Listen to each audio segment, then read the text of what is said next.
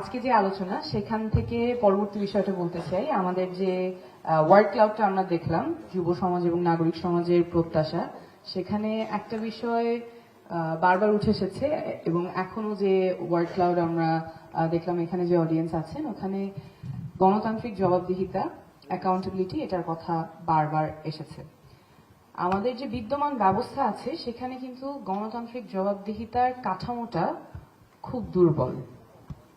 যেমন আমি যদি এই জায়গায় বলি যে আমাদের তো সরকারের 3টা অংশ থাকে, লেজিসলেচার, এক্সিকিউটিভ, জুডিশিয়ারি।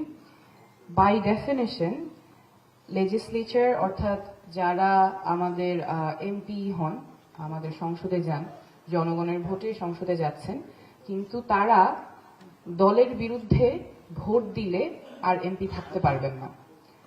অর্থাৎ জনগণের ভোটে তারা সংসদে যাচ্ছেন জনপ্রতিনিধি হওয়ার জন্য, কিন্তু জনপ্রতিনিধি হওয়ার উপায়টা তাদের জন্য সাংবিধানিকভাবেই বন্ধ করা আছে।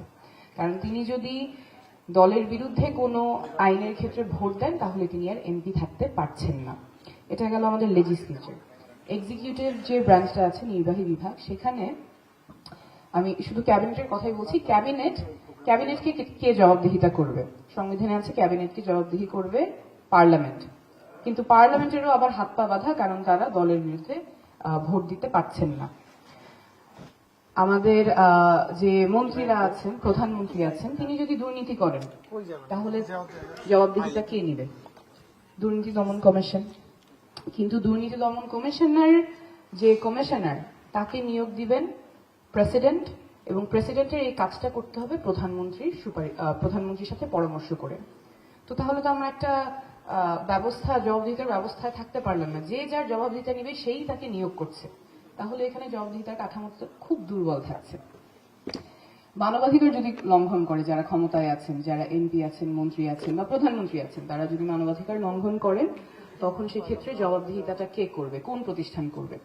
মানবাধিকার কমিশন করতে পারে, কিন্তু মানবাধিকার কমিশনের ক্ষেত্রেও যারা মানবাধিকার কমিশনের কমিটিতে থাকবেন, সেখানে যারা থাকবেন তাদের যে বাছাই কমিটিতে আছেন আইনমন্ত্রী, স্বরাষ্ট্রমন্ত্রী। তো আইনমন্ত্রী যদি মানবাধিকার লঙ্ঘনের ক্ষেত্রে তিনি যদি অ্যাকিউজড হন, তাহলে তাকে যে জবাবদিহিতা করবে তিনি তার নিয়োগকর্তা। এমন দল ক্ষমতায় থাকে বা এমন মন্ত্রী থাকে, এমন প্রধানমন্ত্রী থাকে যিনি দুর্নীতি করছেন, যিনি মানবাধিকার লঙ্ঘন করছেন, যিনি নাগরিকদের অধিকার কেড়ে নিচ্ছেন, তাকে সরানোর ব্যবস্থাটা কি? কারণ আমাদের জবাবদিহিতাকারী যে প্রতিষ্ঠানগুলো, সেগুলো তো খুবই দুর্বলভাবে আছে, জবাবদিহিতা ইনশোর করার মেকানিজমটা নাই। সরানোর উপায় তাহলে নির্বাচন, 5 বছর পর নির্বাচন করে, যে সরকার যদি মানুষের পক্ষে কাজ না করতে পারে, মানবাধিকার লঙ্ঘন করে, দুর্নীতি করে, তাহলে 5 বছর পর নির্বাচনের মাধ্যমে জনগণ তখন রায় দিবে যে এই দল আর ক্ষমতায় থাকতে পারবে না। কিন্তু আমরা ওই জায়গাটাও বারবার দেখেছি যে নির্বাচন ব্যবস্থা বারবার ট্যাম্পার করা হয়েছে, রিগ করা হয়েছে।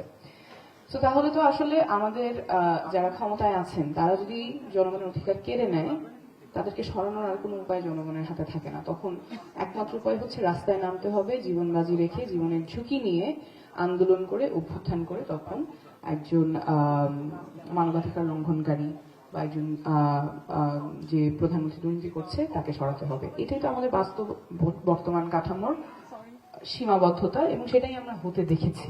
তাছাড়া তো আর কোনো উপায় নাই আমাদের বর্তমান ব্যবস্থায়, তাছাড়া আর কোনো জবাবদিহিতার কাঠামোটা নাই, এবং এটা বারবার আমাদের নাগরিকদের কাছ থেকে, যুব সমাজের কাছ থেকে প্রত্যাশাটা আসছে। তো আমাদের এইটা নিয়ে I think we have to keep the conversation going, এবং সংস্কারের যে কথাগুলো আমরা বলে আসছি সেই জায়গায় we need to keep the dialogue ongoing as well. কারণ এই বিদ্যমান ব্যবস্থায় জবাবদিহিতা এনশোর করা খুবই ডিফিকাল্ট, কাঠামোটা খুবই দুর্বল। আমি যদি আমার জনপ্রতিনিধির জবাবদিহিতা নিশ্চিত না করতে পারি, যাদের হাতে পাওয়ার থাকবে অ্যাবিউজ করার এবং ইউজ করার, তার জবাবদিহিতা এনশোর না করতে পারলে, how will be ensure that rights of people will be protected? Thank you.